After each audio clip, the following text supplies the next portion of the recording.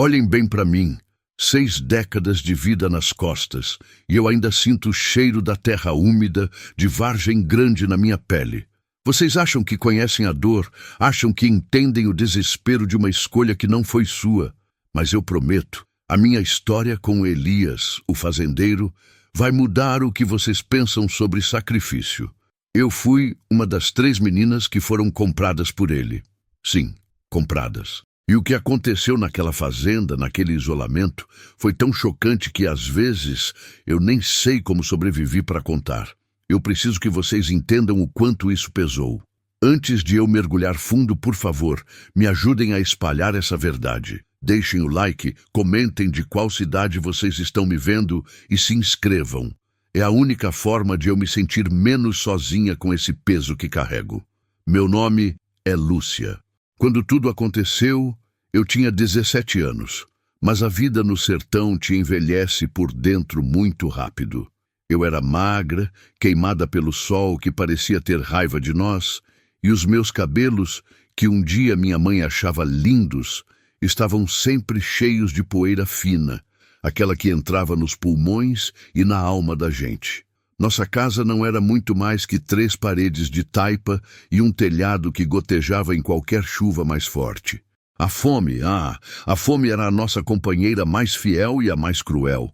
Ela não batia à porta, ela vivia dentro de nós, um buraco constante no estômago que nos ensinava a desejar a morte mais do que a vida.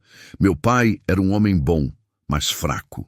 Um trabalhador duro que via suas terras secarem ano após ano, até não sobrar nada além de dívidas com o coronel da cidade e a vergonha de não conseguir alimentar os filhos menores. Naquele ano, o sol não deu trégua. O milharal virou palha amarela antes de crescer e o poço secou por completo. O cheiro do ar era de terra rachada e desespero, e o silêncio durante o dia era tão grande que a gente conseguia ouvir o nosso próprio sangue correndo nas veias, apressado, como se quisesse fugir. Foi numa tarde abafada que o boato chegou, trazido por Zé Caolho, o mascate que ia e vinha entre as fazendas mais isoladas. Ele estava na nossa cozinha, bebendo a última água limpa que tínhamos e falando baixo com meu pai. Eu estava na janela, fingindo costurar, mas cada palavra dele entrava nos meus ouvidos como pedras sendo jogadas. Zé Caolho disse que tinha um fazendeiro novo, que tinha comprado a antiga propriedade dos Macedo, a 50 quilômetros daqui. Um homem estranho, solteiro, que nunca ia à cidade e que, segundo os boatos, tinha feito fortuna rápido, mas que vivia sozinho, sem mulher ou família. Ele precisava de gente para ajudar na casa e no armazém, disse Zé Caolho. Ele precisava de mulheres. Meu pai pigarreou, e o som na quietude da casa me deu arrepios. Ele disse que o Elias era esquisito, que ele tinha ouvido coisas sobre ele. Zé Caolho riu, um som áspero, como lixa. Ele disse que Elias não era esquisito, era rico, e que ele não estava procurando empregadas comuns. Ele estava procurando companheiras, mulheres que quisessem uma vida nova, longe da miséria e que estivessem dispostas a um acordo. Eu entendi na hora o que era o acordo. Naquele fim de mundo, o corpo de uma moça jovem e saudável era muitas vezes o único bem que a família tinha para negociar contra a morte por inanição. A negociação durou 3 dias. 3 dias de angústia em que eu mal conseguia engolir a sopa rala que minha mãe preparava. Meu pai bebia cachaça e fumava sem parar, a fumaça de tabaco barato pairando sobre a nossa tristeza. Meu irmão menor, Toninho, estava com febre e pedia água a cada minuto, uma súplica que cortava o coração de todos. No 3º dia, Elias chegou. Eu nunca vou esquecer a imagem daquele homem. Ele não chegou em um carro luxuoso, como eu imaginava que um fazendeiro rico faria. Ele chegou em uma caminhonete velha, azul marinho, coberta de poeira vermelha, que parecia ter viajado dias sem parar. Elias era grande, mas não gordo. Era força bruta. Usava calças jeans gastas e uma camisa de flanela pesada, apesar do calor infernal. O chapéu de aba larga cobria a maior parte do rosto, mas eu consegui ver os olhos. Eram azuis, de um azul gélido, intenso, que não piscavam. Ele não sorriu. Ele não acenou. Ele apenas parou na frente da casa e ficou lá, imóvel, observando a miséria à nossa volta, como se estivesse fazendo um inventário. Meu pai foi até ele, curvado, quase implorando. Eu senti o cheiro de suor, misturado com medo que emanava do meu pai. Eu me lembro da voz de Elias, grossa, profunda, como se viesse de dentro de um poço. Ele disse que o Zé Caolho tinha falado de mim, da minha saúde e da minha idade. Ele disse que estava disposto a oferecer uma quantia que pagaria todas as dívidas do meu pai e garantiria comida para minha família por 1 ano. Meu pai tossiu. Eu o ouvi dizer, quase sussurrando: "Ela é uma boa menina, Elias. Forte, virgem." A palavra ecoou na minha cabeça, fria e humilhante. Virgem. Aquela era a minha moeda de troca. Elias não olhou para mim. Ele olhou para o chão, depois para a caminhonete. Ele disse que a oferta era a mesma para todas as famílias que ele visitou e que ele não ia subir o preço. Ele estava comprando 3 moças para começar uma vida nova. Ele disse: um recomeço. Naquele momento não havia amor, não havia família. Havia apenas sobrevivência. Eu vi as mãos do meu pai tremerem enquanto ele aceitava. Elias estendeu um envelope grosso e amarelado. Eu consegui ouvir o barulho das notas de dinheiro, um som que, para minha família, significava a salvação, mas para mim significava o fim. Minha mãe me abraçou forte, soluçando contra o meu ombro. O cheiro dela era de fubá e preocupação. Ela disse que me amava, que eu estava sendo corajosa, que eu era a nossa esperança. Eu não conseguia falar. Eu apenas assentia, sentindo um peso imenso esmagar meu peito. A coragem que ela via era apenas resignação. A partida foi rápida, brutal. Elias não gostava de despedidas. Ele me mandou pegar minhas poucas coisas, um vestido extra, uma santinha de gesso e uma escova de cabelo gasta. Quando saí da casa, o sol já estava baixo, pintando o céu de laranja e roxo. A caminhonete estava ligada, o motor roncando impaciente, e então eu as vi. Sentadas na cabine em silêncio, estavam as outras 2. A primeira era Maria. Ela devia ter uns 20 anos, os olhos grandes e escuros, cheios de lágrimas secas. O rosto dela estava pálido, e ela segurava uma trouxa de pano apertada contra o peito. A segunda, mais jovem que eu, talvez 15, era a Helena. Ela parecia anestesiada, olhando fixamente para a estrada de terra à nossa frente, sem piscar, como se estivesse tentando escapar para dentro da própria mente. Nós éramos 3 estranhas, unidas pelo mesmo destino, compradas por um fazendeiro solitário e misterioso. Elias abriu a porta traseira da cabine sem dizer uma palavra. Eu subi, me apertando entre Helena e Maria. O cheiro dentro do carro era de metal frio, poeira e tabaco velho. Nós nos olhamos rapidamente, um olhar de reconhecimento mútuo, um pacto silencioso de medo. Não houve apresentações, não havia necessidade. Éramos a mercadoria. A caminhonete deu um solavanco e partiu, levantando uma nuvem de poeira vermelha que engoliu a imagem da minha família parada na porta. Eu não chorei.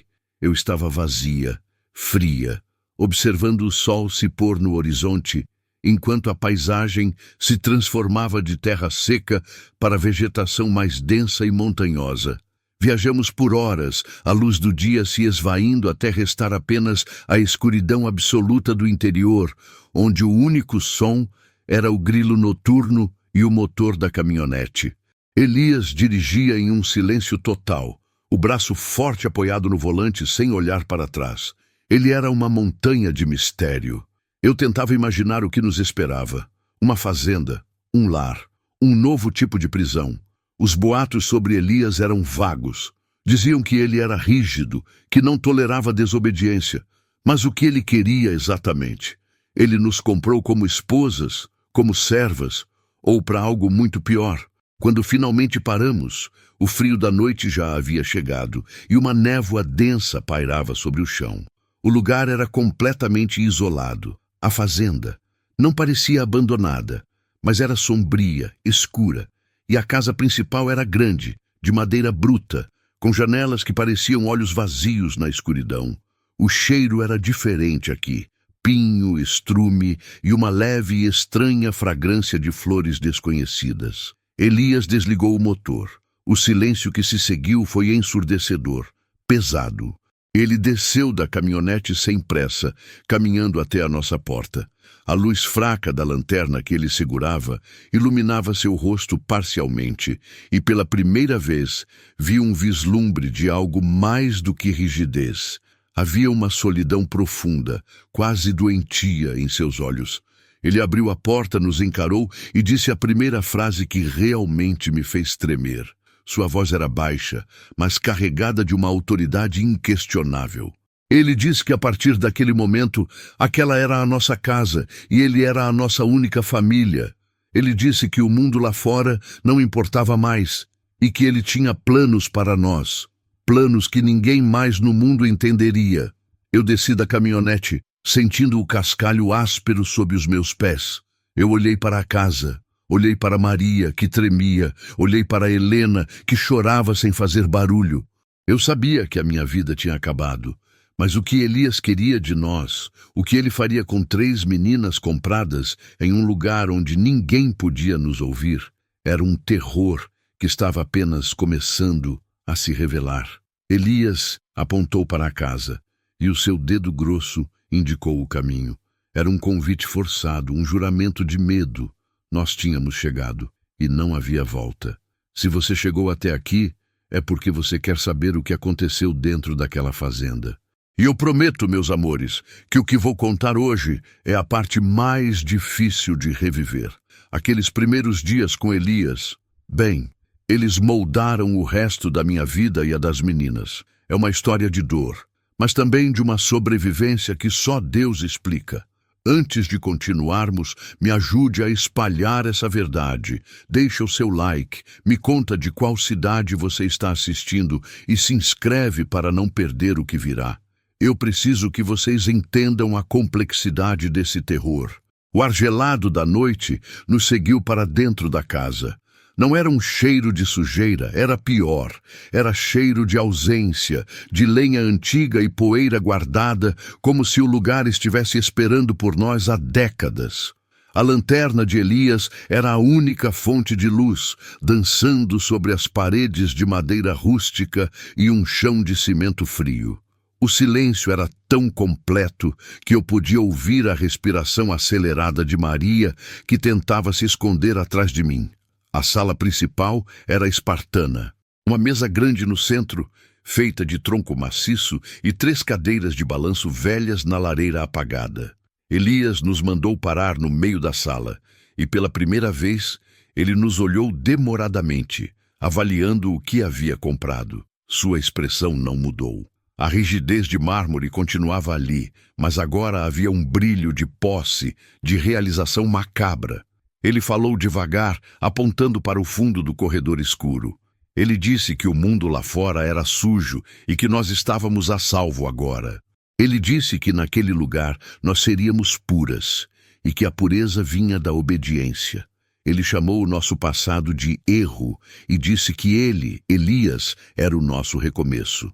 Ele nos designou os quartos. Não podíamos dormir juntas.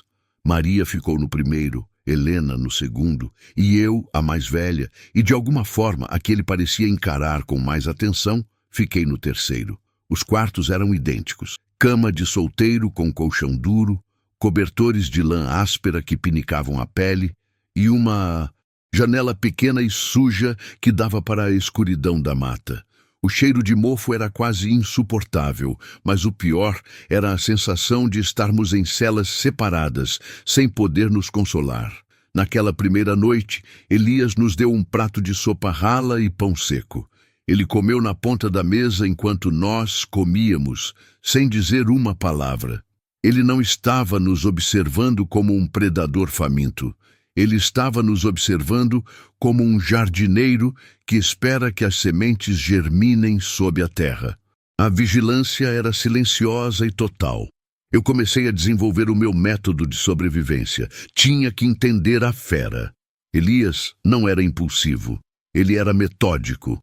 Nos dias que se seguiram, a rotina foi imposta com a precisão de um relógio quebrado. Acordar antes do sol, café da manhã silencioso, aveia sem açúcar e então o trabalho. Nós éramos dele e precisávamos servir a casa. Lavávamos a roupa dele à mão, passávamos o ferro quente nas camisas grossas de flanela, limpávamos a poeira que não parava de se acumular. O corpo dele era enorme e eu notava que ele gostava de nos ver dobrando seus trajes, sentindo o tecido quente que ele vestia. Era uma forma de nos forçar à intimidade sem toque, à aceitação do seu domínio físico. Maria, a mais nova, chorava baixinho todas as noites, mas durante o dia ela se fechava. Helena se tornava uma sombra, fazendo o que era mandado com uma passividade assustadora. Eu me tornei a observadora. Eu estudava o ritmo dos passos dele no assoalho, o jeito que ele respirava quando estava concentrado em ler seus livros velhos na sala, o som da sua tosse seca. Elias não gritava. Ele raramente levantava a voz. O poder dele estava na ausência de emoção e na certeza de que ninguém nos procuraria. Certa manhã, enquanto eu esfregava o chão da cozinha com um pano úmido, ele parou perto de mim. A sombra dele cobriu o pedaço de chão que eu estava limpando. O cheiro dele era uma mistura de terra, tabaco e suor de trabalho duro. Eu senti o meu coração palpitar na garganta. Ele se ajoelhou, o que era um movimento surpreendente para um homem tão grande, e apontou para uma lasca de madeira solta no chão. Ele disse, num tom quase paternal, mas vazio de afeto: "Você precisa fazer isso direito, menina. A casa é a sua vida agora, e eu sou o seu guardião." Eu levantei os olhos e encarei o peito dele, tentando não olhar para cima. Eu apenas sussurrei: "Sim, Elias." Ele se levantou, mas não se afastou. Ele então disse algo que me fez tremer por um motivo diferente do medo puro. Ele me disse que ele não era como os homens do nosso passado, aqueles que haviam nos comprado e vendido antes. Ele disse que ele não estava interessado no nosso corpo, mas sim na nossa alma. Ele disse que ele queria nos transformar, nos moldar em algo que ele chamava de família perfeita. "A família não é feita de carne e sangue", ele murmurou quase para si mesmo. "É feita de obediência e silêncio. Vocês vão aprender a ser minhas filhas, não minhas propriedades." A palavra filhas pairou no ar, fria e doentia. Era a sua maneira de nos desumanizar e, ao mesmo tempo, de preencher o vazio dele. Ele não nos queria como escravas comuns. Ele nos queria como parte de uma fantasia doentia de paternidade e controle absoluto. A relação com Elias era uma corda esticada. Ele nos oferecia uma segurança física, nunca nos faltava o básico, tínhamos um teto, comida, mas nos sufocava psicologicamente. Ele nunca nos tocava, mas a sua presença era constante, invasiva. Eu percebi que a sua solidão era o seu maior demônio, e nós éramos os paliativos que ele tinha comprado para mantê-lo à tona. Eu tinha que encontrar uma maneira de comunicar isso às meninas, mas ele mantinha uma vigilância sutil que nos impedia de falar abertamente. Nossos encontros eram apenas nos momentos de trabalho, e mesmo assim ele parecia saber exatamente onde estávamos. Eu observava Elias durante o almoço. Ele era pálido, tinha rugas fundas ao redor dos olhos, e suas mãos eram enormes e calejadas, sempre limpas. Ele parecia um homem que nunca havia rido. Naquele dia, ele estava comendo feijão. Ele mastigava lentamente, olhando para a janela, onde a luz do meio-dia iluminava a poeira dançante no ar da cozinha. Eu reuni coragem e perguntei sobre a fazenda. Tentei parecer curiosa, não desafiadora. "Elias, o que o senhor planta aqui?" Ele demorou a responder, como se a pergunta fosse uma intromissão profunda. Ele finalmente desviou o olhar da janela e me encarou. "Não planto nada mais", ele disse a voz baixa e grave. "Eu parei de plantar quando as coisas começaram a apodrecer, por dentro e por fora. Essa terra está em descanso e vocês também estão. Aqui, o que importa é apenas o cultivo da alma. E eu sou o único responsável pela colheita. O que ele quis dizer com as coisas começarem a apodrecer? Essa frase me perfurou. Havia uma história de luto ou fracasso ali, algo que antecedia a nossa chegada. E essa escuridão, eu sabia, era a chave para a nossa prisão. Eu comecei a entender que o terror de Elias não estava apenas no que ele nos faria, mas na forma como ele nos forçava a entrar no vazio da sua vida. Eram os seus planos, a sua visão distorcida de pureza e família, que nos prenderia de uma forma que o dinheiro nunca poderia.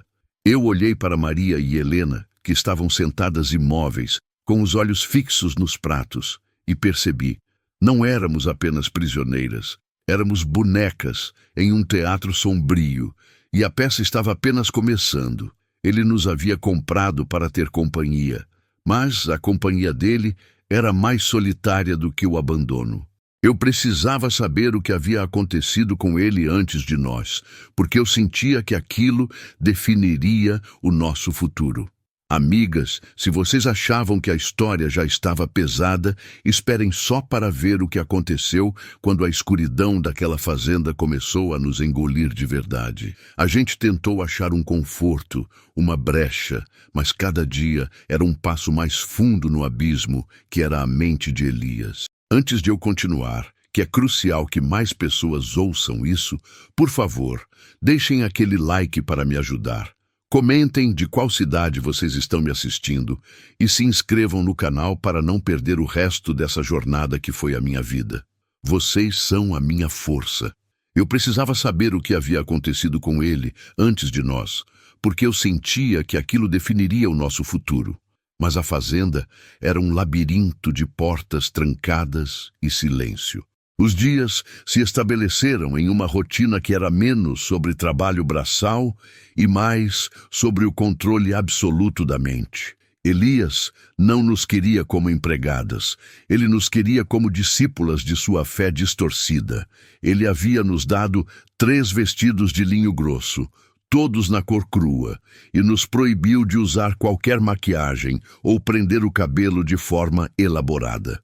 Ele dizia que a beleza era uma distração demoníaca e que éramos virgens para que a nossa pureza fosse preservada, não apenas física, mas espiritual.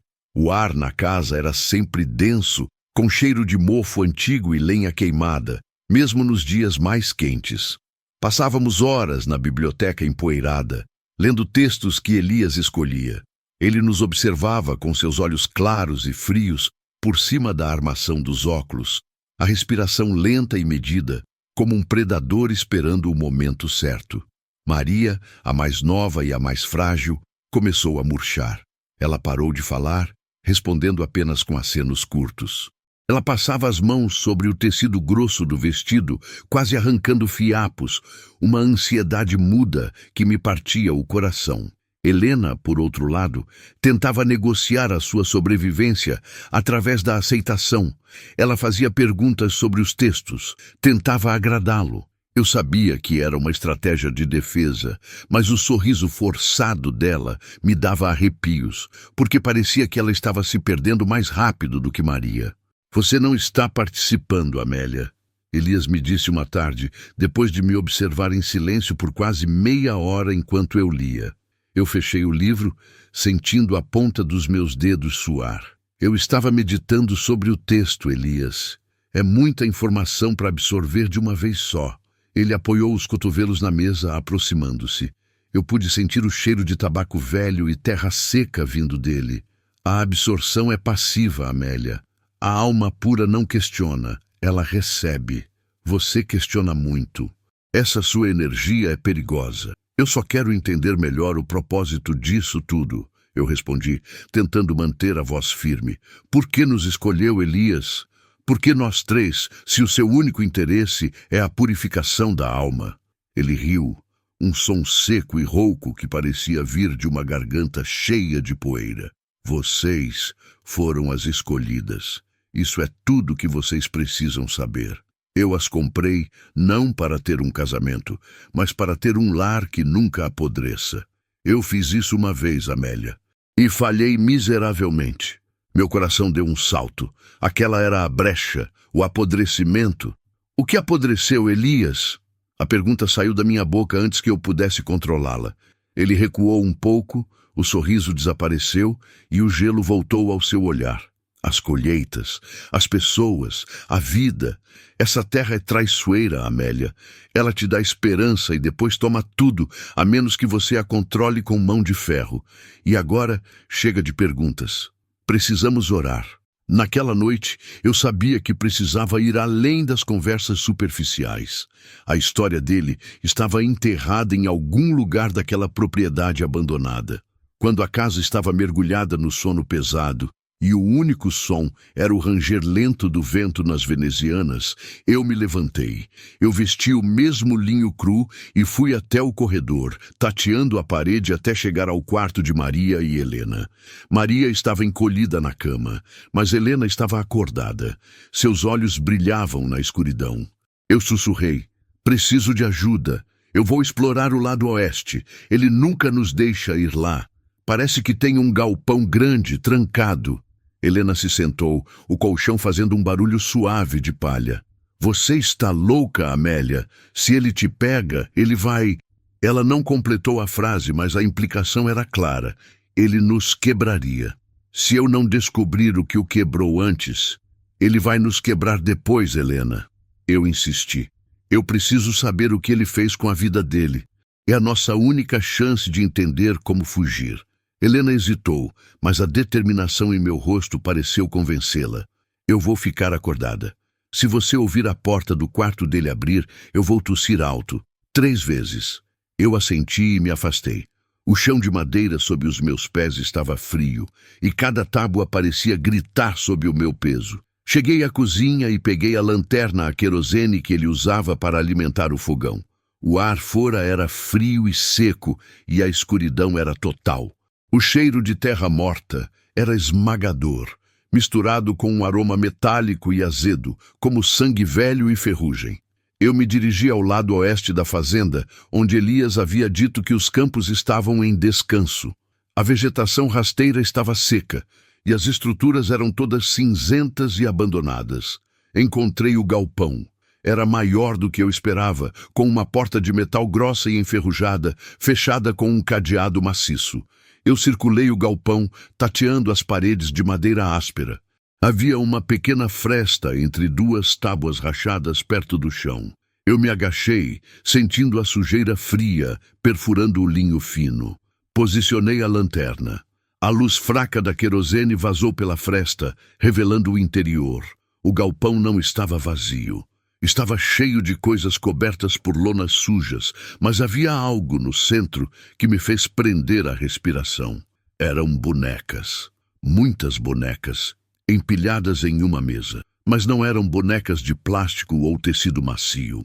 Elas eram feitas de palha, vestidas com vestidos de linho cru que pareciam idênticos aos nossos. Cada uma tinha um rosto pintado de forma grotesca, com olhos arregalados de medo e boca costurada. Eram 3 bonecas, especificamente. Eu senti um terror subir pela minha garganta sufocante e gelado. Meu instinto me dizia para correr, mas meus pés estavam presos àquela terra maligna. Eu me inclinei ainda mais na fresta, movendo a lanterna. Abaixo das bonecas havia uma caixa de madeira. A lona estava rasgada, e a luz revelou o que estava dentro. Não eram fotos de colheitas estragadas. Eram retratos de família. 3 mulheres sorrindo timidamente. Uma parecia ter a minha idade na época. As outras 2 eram jovens. Elas também usavam vestidos de linho cru. Na parte de trás do retrato maior, que parecia ser a esposa, havia uma caligrafia fina e impecável. Minha falha, minha pureza, o apodrecimento. Eu percebi naquele momento a verdade cruel e chocante. Não éramos as primeiras virgens que Elias havia comprado ou tentado purificar. As 3 bonecas de palha, com seus rostos costurados, não eram um ritual aleatório. Elas eram uma representação horrível e doentia de quem ele achava que as mulheres deveriam ser, quietas, puras e mortas. Ele não nos havia comprado para amar. Ele nos havia comprado para substituir. E o cheiro metálico e azedo da fazenda, que eu achava que era ferrugem, de repente me pareceu algo muito mais sinistro e orgânico. Eu ouvi, vindo da casa, um som abafado, 3 tossidas secas. Helena havia me avisado. Elias estava acordado. Eu joguei a lanterna na grama e corri, com o pânico fervendo nas minhas veias. A imagem daquelas 3 bonecas de palha e o rosto daquelas mulheres no retrato gravados na minha mente me disseram: vocês são as próximas. Eu sabia que se ele me visse, se ele soubesse o que eu havia descoberto sobre as antigas colheitas dele, nossa chance de sobreviver se reduziria a nada. Eu corri para a porta dos fundos, o medo me impulsionando, enquanto a certeza me alcançava. O apodrecimento que Elias temia não estava na terra. Estava nele, e ele faria de tudo para que sua podridão não o alcançasse de novo, mesmo que tivesse que nos enterrar vivas para isso. Eu já não procurava a chave da fuga, procurava um esconderijo. Amigas, o que vou contar agora não é só a parte mais assustadora da minha vida, é a mais revoltante. Eu tinha acabado de descobrir a verdade podre que Elias escondia debaixo daquela terra, e juro que meu coração parou de bater por uns segundos. Se você está aqui comigo, segurando a respiração, não esquece de deixar seu like, me contar de qual cidade você está assistindo. Eu adoro ler os comentários. E, claro, se inscrever no canal para não perder a conclusão dessa história que, eu prometo, vai te fazer refletir sobre o mal que mora ao lado. Eu cheguei à porta dos fundos, o frio do trinco de metal queimando a palma da minha mão suada. O ranger suave da porta de madeira, quando a empurrei, soou como um tiro na escuridão noturna. Meus ouvidos estavam zumbindo com o eco daquelas tossidas secas. Elias estava acordado. E eu só pensava em 2 coisas: o rosto frio da mulher no retrato e o palheiro vazio que me esperava ao lado das bonecas. Eu rastejei para dentro da cozinha, os pés descalços, deslizando pelo chão de ladrilhos frios e empoeirados. O ar interno, mofado e pesado, contrastava com o cheiro azedo da terra lá fora. Eu mal conseguia respirar, mas a adrenalina me impulsionava. Olhei para a sala de estar. Helena e Sofia estavam encolhidas no velho sofá de veludo vermelho, tão imóveis que pareciam parte da mobília. A luz fraca do lampião na estante lançava sombras longas e distorcidas sobre seus rostos. Helena, sussurrei, mal movendo os lábios. O som que saiu foi um ruído rouco. Elas me olharam. Nos olhos de Sofia havia apenas o terror de uma criança perdida. Helena, no entanto, tinha a confirmação gelada que eu precisava. Ela já sabia que algo estava fundamentalmente errado, mas agora o buraco se fechava. Eu caminhei rápido, agachei entre elas e puxei as 2 para perto, apertando seus braços com uma força que eu nem sabia que tinha. O cheiro de sabão e suor delas me ancorava na realidade. Mas o que eu tinha para dizer iria nos afundar de novo. Não é sobre casamento. Nunca foi sobre ter herdeiros. Eu comecei. Minha voz um fio quase inaudível, mas carregado de uma urgência febril. Ele não está nos comprando para amar. Ele está nos comprando para substituir. Sofia balançou a cabeça, lágrimas voltando a rolar pelo seu rosto. Ela murmurou: eu não entendo, Helena. Ele disse que me queria. Ele queria sua pureza, eu corrigi, a amargura revestindo cada palavra. Eu fui até o galpão, onde ele guarda o feno, perto do celeiro antigo. Ele tem 3 bonecas de palha, vestidas, 3 noivas, iguais a nós. Helena fechou os olhos, mas sua mão apertou a minha. Ela não parecia surpresa, apenas exausta pelo peso da verdade. Elas não são bonecas para afastar pragas, Sofia. Eu continuei, ignorando a descrença nos olhos da menina. Elas são estátuas, 3 mulheres mortas. Exatamente como a mulher no retrato que ele guarda no quarto e as 2 irmãs dela. Ele não conseguiu superar a perda da esposa, então ele comprou 3 de nós, 3 virgens, para completar a coleção dele. O silêncio nos engoliu. Sofia começou a chorar, mas sem som, o corpo dela tremendo incontrolavelmente. Ele nos vai transformar naquelas bonecas, Sofia, disse Helena, a voz rouca. Eu vi as marcas. Eu vi as coisas que ele enterra e mata. Não é só bicho. Ele nos trata como objetos que ele pode purificar e guardar para sempre. Ele nos quer quietas, ele nos quer dele, mortas, se preciso for.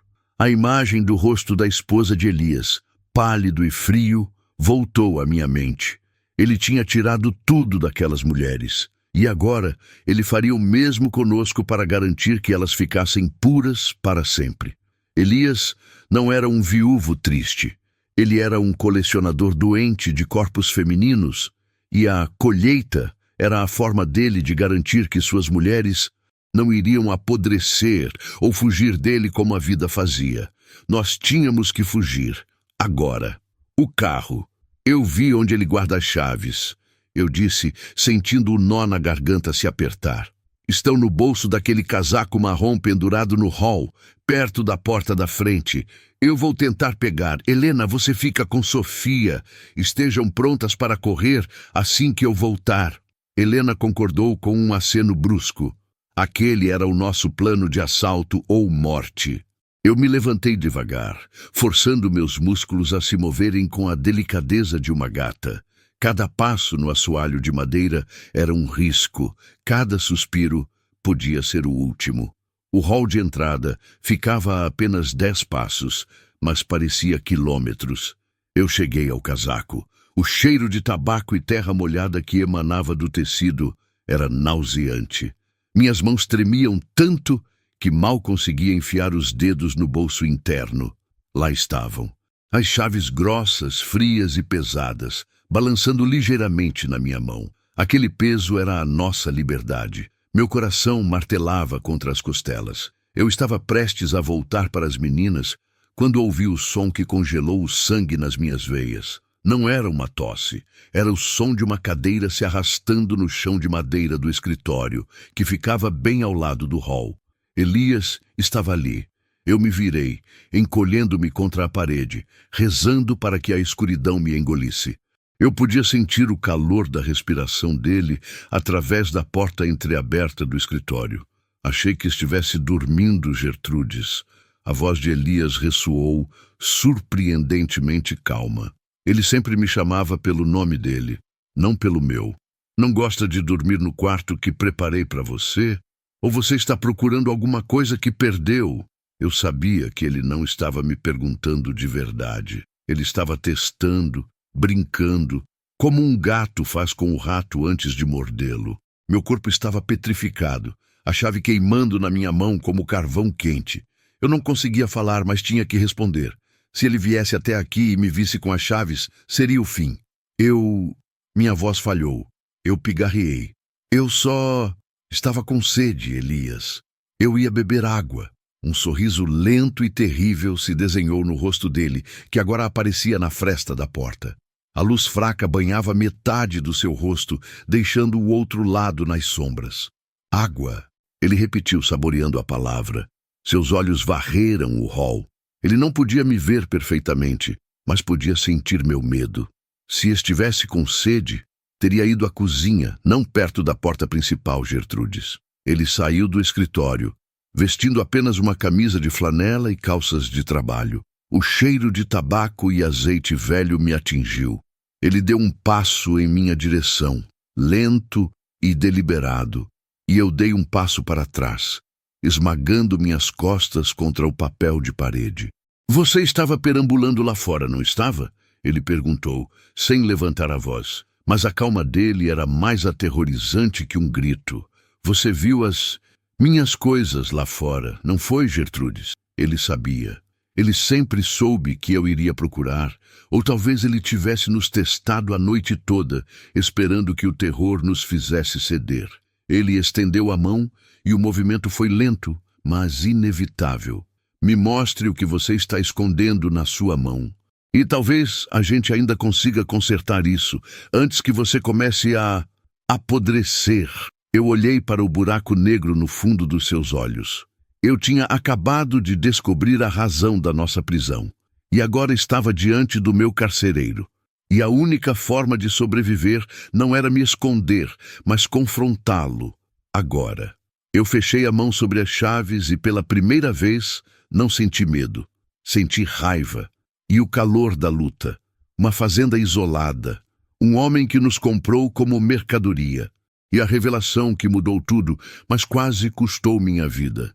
Se você chegou até aqui, é porque entendeu a profundidade do meu tormento e a esperança que nunca morre. Eu espero que você tenha deixado seu like e se inscrito no canal, porque esta é a parte final e mais perigosa da minha jornada. Me diga nos comentários de qual cidade você está assistindo esta história inacreditável.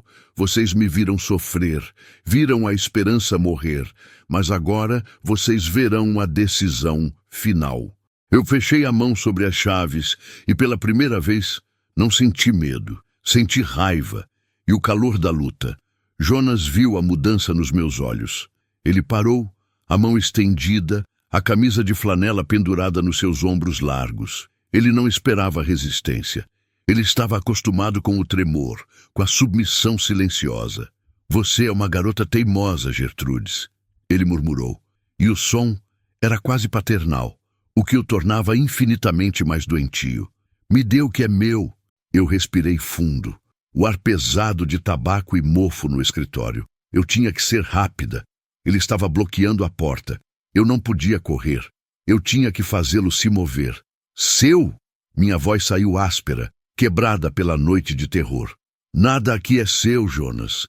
Nem nós, nem estas chaves, nem a escuridão que você guarda lá embaixo. A palavra escuridão o atingiu. O sorriso sumiu, substituído por um vinco feio entre as sobrancelhas. Naquele segundo de distração, notei a pesada luminária de bronze sobre a escrivaninha. Era um objeto antigo, pesado, que ele usava para segurar papéis. Não pensei. Agi. Lancei-me para o lado, peguei a luminária com a mão livre e a joguei com toda a minha força contra o mapa enorme pendurado na parede, perto da janela. O vidro estilhaçou com um som ensurdecedor e o barulho fez Jonas se encolher momentaneamente, girando a cabeça. Foi a única chance que eu tive. Corri. Não em direção à porta da frente, onde ele poderia me interceptar facilmente, mas para a lateral, passando pela porta de serviço que levava à despensa. Ele gritou meu nome, um som gutural. Não mais calmo, mas cheio de uma fúria selvagem, o som do proprietário cuja mercadoria tenta fugir. Ouvi seus passos pesados logo atrás de mim. A adrenalina limpou minha mente. A despensa era pequena, cheia de potes de geleia e sacos de batata. Eu abri a porta dos fundos da cozinha com um empurrão desesperado. O ar da madrugada me atingiu, frio, úmido e com cheiro de terra molhada. Era um choque térmico violento, mas revigorante. Saí correndo para o pátio de terra batida. A luz pálida da lua estava quase engolida pelas nuvens que se aproximavam. Eu sabia que precisava chegar ao portão principal, mas estava muito longe. Tinha que me esconder. Eu me joguei atrás da velha carreta de feno, respirando ruidosamente. Minhas costelas doíam, meus pulmões ardiam. O cheiro de estrume e feno seco me envolveu. Lá dentro, as chaves estavam cravando-se na palma da minha mão, lembrando-me que eu não estava sonhando. Jonas irrompeu da porta da cozinha, parecendo um monstro inchado na escuridão. Ele estava ofegante, mas sua visão noturna era aguçada. Ele olhou para a carreta de feno, mas por algum milagre ele hesitou, talvez esperando que eu corresse para o celeiro. Ele não parou para pensar. Ele correu em direção ao celeiro, onde Maria e Helena estavam presas. Ele achava que eu fugiria com elas. Ele não percebeu que eu já estava sozinha, mas não desarmada. Sua distração era a minha única aliada. Enquanto ele se afastava, o som dos seus passos batendo na terra, eu me levantei e corri na direção oposta para o pomar. O chão estava irregular. cheio de raízes e torrões congelados. Eu caí uma vez, raspando o joelho, mas levantei imediatamente, sem nem sentir a dor. Eu só sentia o terror frio e a necessidade de distância. Eu corri até a cerca mais distante da propriedade, onde Jonas costumava deixar as ferramentas velhas e enferrujadas. Eu tinha que sair da fazenda. Eu tinha que contar a alguém o que estava acontecendo ali. Cheguei à cerca de arame farpado. Era alta e espessa, feita para manter o gado dentro e intrusos fora. O coração martelava na minha garganta. Eu olhei para trás. A casa era uma mancha escura e ameaçadora na distância. Eu tinha alguns minutos antes que Jonas percebesse o erro e voltasse. A chave, eu assegurei. Não era a chave da porta da casa, mas a chave que abria o cadeado maciço no portão principal. Aquele que Jonas trancava todas as noites. Eu a enfiei no cadeado, as mãos tremendo tanto que quase a deixei cair na lama. O clique do cadeado ao ceder foi o som mais doce e mais alto que eu já ouvi na vida. Eu empurrei o portão de ferro, abrindo apenas o suficiente para deslizar pelo lado de fora, arrebentando a fina camada de gelo que cobria a estrada de cascalho. Olhei para trás, para a escuridão que engolia a fazenda de Jonas. Eu tinha conseguido. Eu estava livre. Mas Maria e Helena não estavam. Lá fora, a estrada era apenas lama e poeira, sem fim à vista. Eu comecei a correr. Eu não sabia se estava correndo na direção da civilização ou se estava me afundando ainda mais no deserto. O frio penetrava minhas roupas finas. A cada passo, eu pensava no que Jonas faria quando descobrisse que eu não estava mais no celeiro, mas na estrada. A raiva dele seria imensurável. Ele não nos deixaria fugir. Eu corri por talvez 1 hora, até que meus pulmões não aguentaram mais. Parei, caindo na grama alta na beira da estrada, ofegando. Estava escuro, mas eu comecei a distinguir os sons da vida selvagem, não os sons da prisão. Senti o cheiro de pinho e musgo em vez de mofo e tabaco. Naquele momento de isolamento e exaustão, tive que enfrentar a verdade. Eu era livre, mas eu era uma fugitiva sem nada. Eu tinha me salvado, mas não tinha salvado as outras. O peso da decisão me esmagou. Eu podia ter tentado tirá-las de lá, mas teríamos sido 3 contra 1 e a fúria dele teria sido mais rápida. Eu teria perdido a chave e as 3 teriam morrido lá dentro. Eu fiz o que precisava para sobreviver, para que houvesse alguém vivo para contar a história e para trazê-los de volta. Eu me arrastei até a beira da estrada novamente, desesperada por qualquer sinal de vida. Foi então que vi uma luz tênue piscando na distância, através da neblina fria. Não era a lua, era uma luz artificial, e com ela um som fraco, mas inconfundível, o motor de um carro se aproximando. Eu gritei. Gritei até minha voz falhar. Acenei com os braços, ignorando o risco de ser Jonas vindo atrás de mim. Mas a luz era amarela e baixa, um farol de um veículo antigo. O carro parou.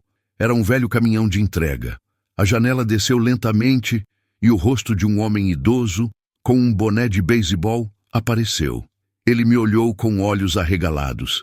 Eu devia parecer um fantasma sujo e desesperado. Pelo amor de Deus, moça! O que aconteceu com você? Eu mal conseguia falar, mas a palavra saiu clara, carregada com todo o sofrimento daquela fazenda. Chame a polícia. Tem um homem naquela fazenda. Ele nos comprou. Ele tem 2 meninas presas. Você precisa ajudar. Ele não hesitou. Ele viu o medo nos meus olhos e soube que não era loucura. Ele me mandou subir, pegou o rádio e começou a descrever a localização da fazenda. Aquele buraco na terra que eu esperava nunca mais ver. Naquele caminhão velho e fedorento a diesel, sob o calor fraco do aquecedor, eu sabia que a luta não tinha acabado, mas eu tinha virado o jogo.